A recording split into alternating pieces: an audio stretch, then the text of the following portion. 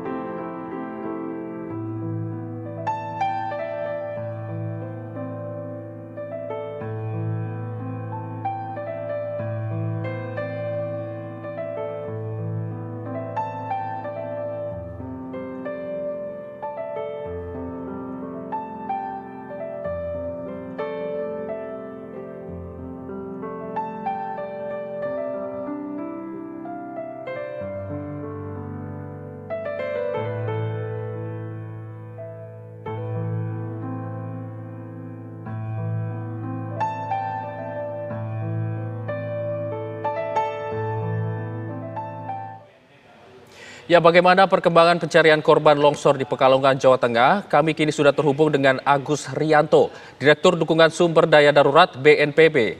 Assalamualaikum, selamat pagi Pak Agus. Pagi, Pak Zul. Ya Pak Agus, untuk mengupdate data, total hingga pagi ini sudah berapa korban hilang yang ditemukan dan berapa yang meninggal dan juga yang luka-luka? Baik, sesuai dengan data di Posko, jadi korban meninggal hingga saat ini 21 orang. Dan untuk yang masih dinyatakan hilang, kemarin sebenarnya sore terdata 7, alhamdulillah 2 diketemukan selamat, akhirnya kembali ke rumah, dan sekarang tinggal 5 yang masih terdata dilaporkan oleh keluarga hilang. Dan tentu untuk hari ini, hari ketiga, proses pencarian pertolongan akan terus dilakukan, diupayakan maksimal oleh tim SAR gabungan. Untuk korban luka-luka, bagaimana data dinamis ini sebenarnya terdata 13 orang, tapi tentu ini mungkin nanti akan dinamis sesuai dengan perkembangan di lapangan. Demikian, Mas Jul. Baik Pak Agus, untuk sejauh ini yang menjadi tantangan di lapangan untuk yang menghambat pencarian korban apa saja Pak? Baik, tentu ada 2 hal. Pertama terkait dengan kondisi geografis ya, atau morfologis dari daerah tersebut. Untuk kita ketahui, daerah dengan kontur perbukitan, dataran tinggi, dan dengan tanah yang tentu sangat subur, tentu gembur begitu ya.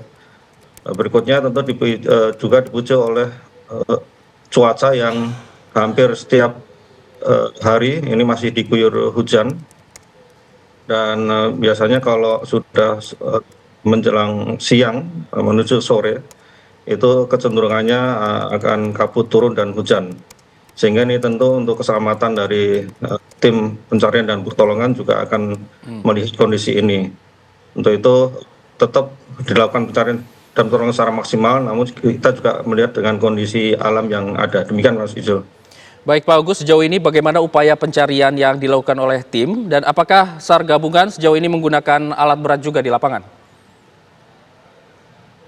Ya, untuk sementara ini memang masih menggunakan manual, karena untuk menggunakan alat berat tentu ini juga membutuhkan effort atau upaya ya.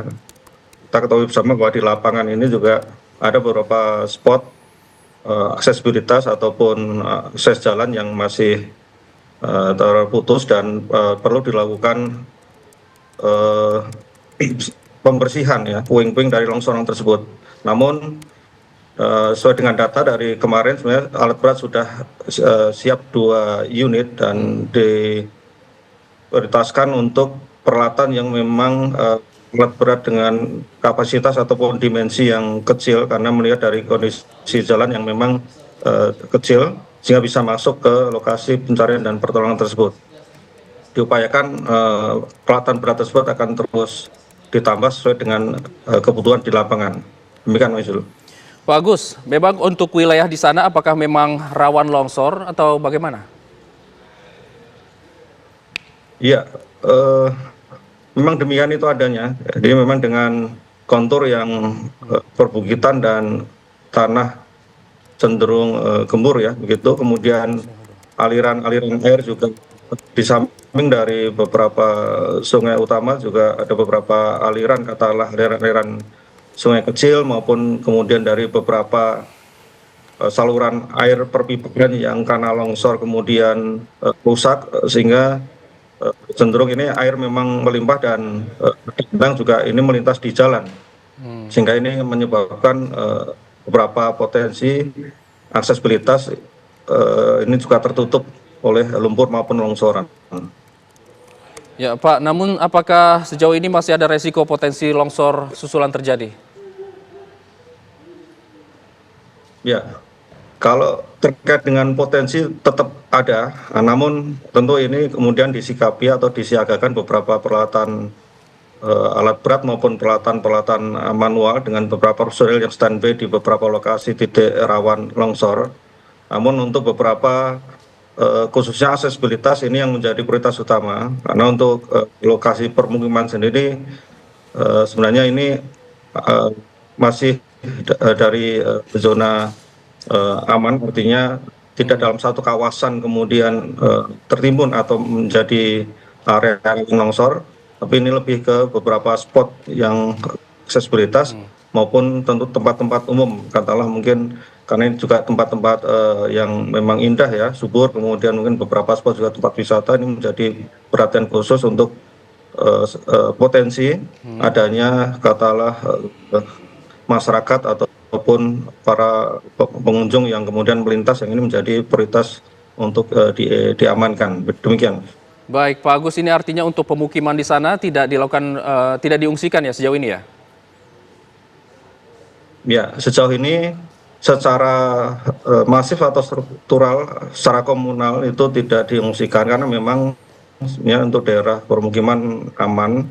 Namun ini yang kemudian timbul kalau ada beberapa pengungsian yang secara mandiri, apakah di tempat sana keluarga dan sebagainya, lebih karena memang akibat dari longsor tersebut beberapa fasilitas utama ataupun fasilitas dasar masyarakat antara lain adalah listrik maupun air ya, itu terganggu, sehingga kemudian yang bersangkutan katakanlah masyarakat kemudian mencari tempat yang mungkin bisa mendapatkan layanan listrik maupun air dengan baik. Namun memang secara berangsur-angsur terkait dengan hal demikian itu sudah dipulihkan oleh PLN maupun PU untuk pemulihan air bersih maupun PLN. Demikian. Baik, terima kasih Bapak Agus Rianto atas waktunya dan juga informasinya bersama kami di Kabar Pagi. Selamat pagi, Pak. Selamat pagi, terima kasih.